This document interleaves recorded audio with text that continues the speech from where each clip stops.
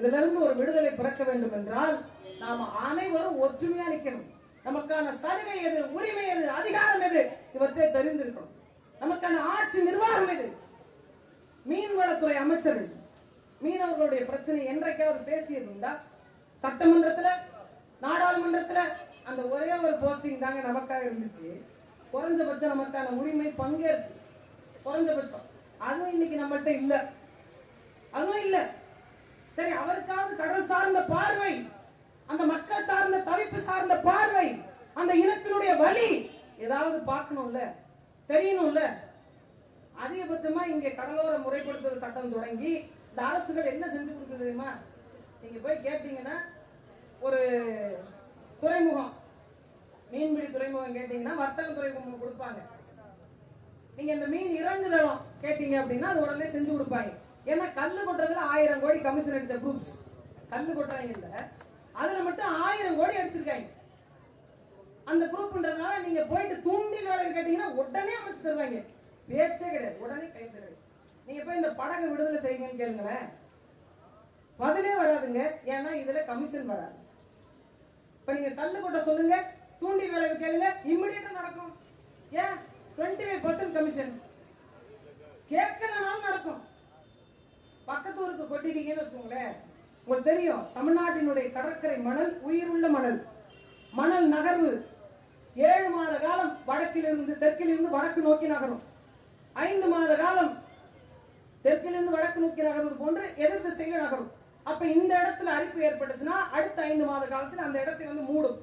இதான் உயிருள்ள மணல் அப்படின்னு சொல்லுவாங்க, கடற்கரை மணல். அந்த காலத்துல நீங்க பாத்தீங்கன்னா குண்டு முள்ளு அப்படியே கடற்கரையில ஓடும், பார்த்திருப்பீங்க.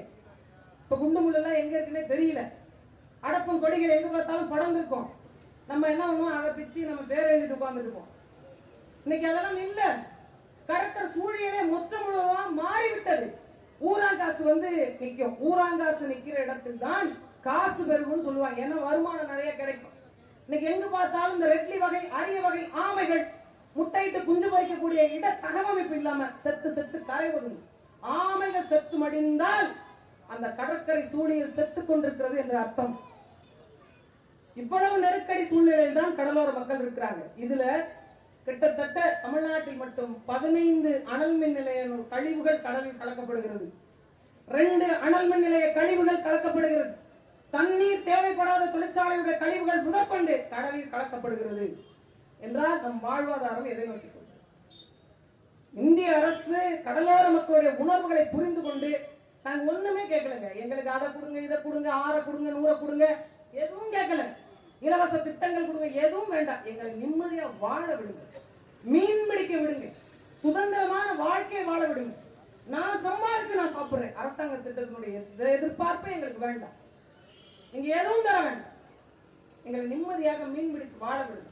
கடலோர மக்கள் மீதும் கடற்கரையின் மீதும் திணிக்கப்பட்டுள்ள அழிவுகரமான திட்டங்களும் சட்டங்களும் உடனடியாக கைவிடும்.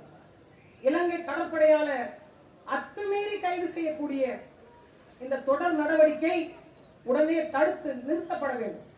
கடலோர மக்களுக்கான, பரதவ மக்களுக்கான அரசியல் அதிகாரம் எங்களுக்கு வேண்டும்.